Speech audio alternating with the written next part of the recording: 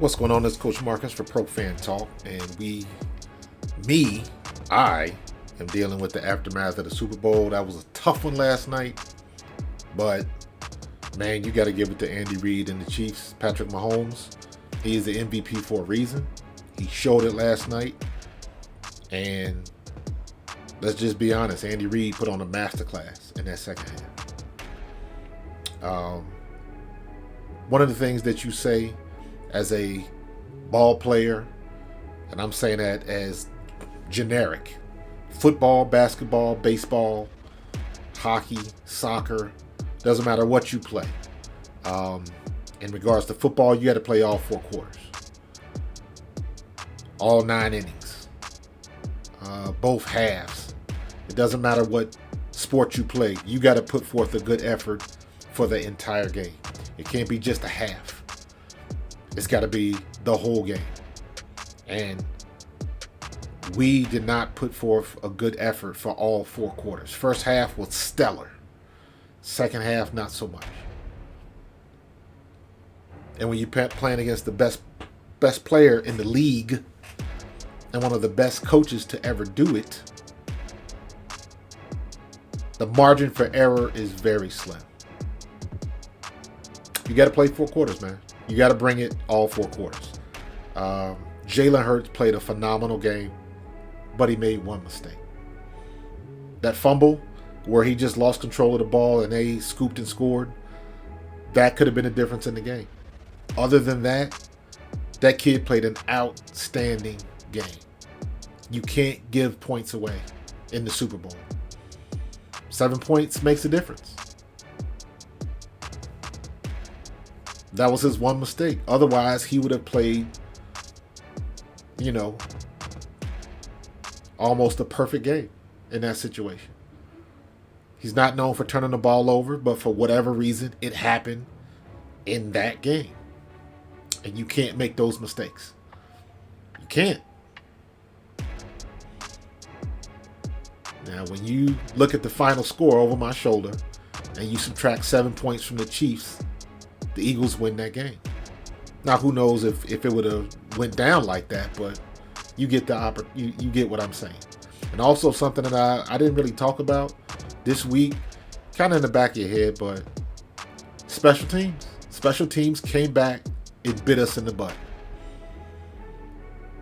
All it takes is one play for glory or ruin, and that kick return or punt return, whichever one it was, that was horrible tackling, horrible coverage, and they took the ball down to the 3 and ended up scoring. You take those 2 plays away and it's a different game. You gotta play every play. You gotta bring it in all 3 facets of the game: offense, defense, special teams. That's 14 points. The turnover, the special teams play, that's 14 points.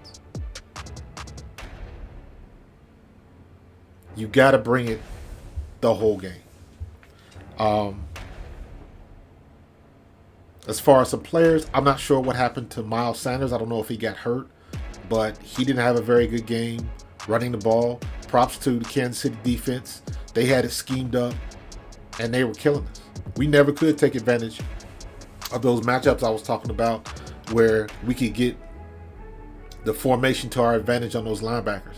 Because, like I said, those linebackers are good run stoppers. Not great cover men, but they can stop the run, and that's what happened. We had one play where it was, maybe 3rd and 2, and it was an outside sweep with Miles Sanders and I forget what the small linebacker for the Chiefs. The guy's 5'11", Bolton, I think his name is.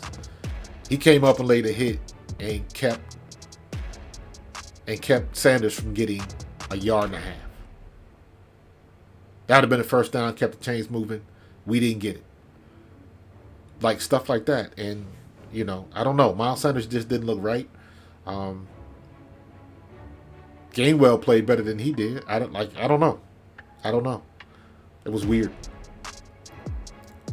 But guess what? Again, props to Kansas City defense, because them boys came to play. Their scheme was better than our scheme. Their defensive scheme was better than our offensive scheme when it came right down to it. They choked the run. We found success throwing the ball, and I thought that we would, because I wasn't particularly scared of their defensive backs, but we could not get a ground game to save our lives. If it wasn't for Jalen Hurts, our ground game would have been next to nothing. When it all comes down at the end of the day, Andy Reid just flat out coached Jonathan Gannon. We got beat on the same play twice for touchdowns. That one play where they do a jet motion across and then they stop and go back the other way. And when you're playing man-to-man and that DB is running with you, he gets caught in coverage and you stop, they snap the ball, and he goes back the other way, you've got probably about 3 to 5 yards of separation. And both plays, they walked into the end zone, and we had no answer for it. That is outstanding play design. That is a play that's designed by watching film on your opponent, knowing what they do. Great play call. We got out-coached. Their offense was better than our defense when it comes to coaching. They won that chess match. Andy Reid and Eric Bieniemy put on a masterclass in that second half. He made John Gannon look like a rookie. It was crazy. As far as the weak call at the end, that was a weak call at the end. Nothing you can really do about that. I didn't like it. It was very ticky-tack. Was it the right call? Yeah, it was the right call. The problem is, if you call that, you should have been calling that during the whole game. Because there were opportunities to make that call all game. But you didn't. As a player, if they're not calling it, they're letting you play. You can get handsy and stuff like that. I've seen much more egregious calls than that weren't called because of the situation in the game, and they let them play. I thought the ball was uncatchable, so it shouldn't have been a flag. But they called it. Ain't nothing you can do about it. Just like when we played Washington, obvious face mask that they missed that causes us to cough up the ball. They don't call it. What are you going to do? You bitch about it, but at the end of the day, what are you going to do? So,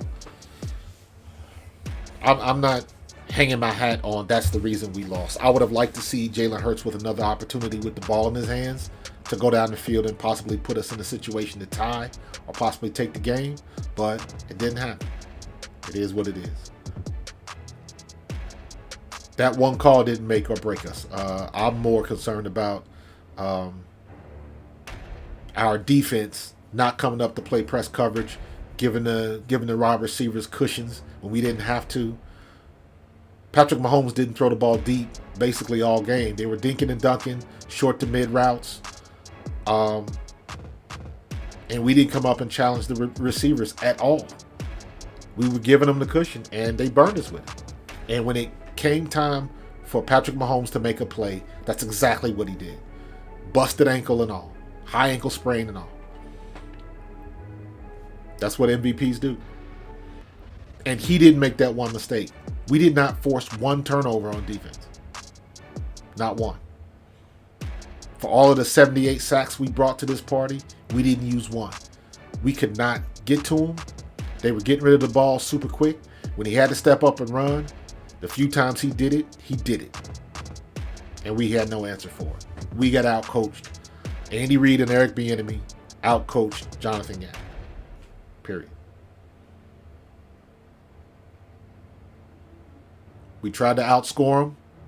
We almost did, but again, like I alluded to earlier, if it wasn't for that one mistake by Jalen Hurts, it might be a different ballgame. But it is what it is. Lastly, the field conditions were god-awful. God-awful. Both teams were on skates that whole game. It was crazy. I thought the halftime show was weak anyways. I didn't even watch most of it. And me and my wife were trying to figure out if Rihanna was pregnant or not. Did she just have a baby? I don't know. I don't keep up with Rihanna, so I don't know. But a lot of people on social said that just the halftime show just busted up the field a lot. But this was happening in the first half. Both teams were on skates. I don't know what Arizona was doing down there. The field was horrible.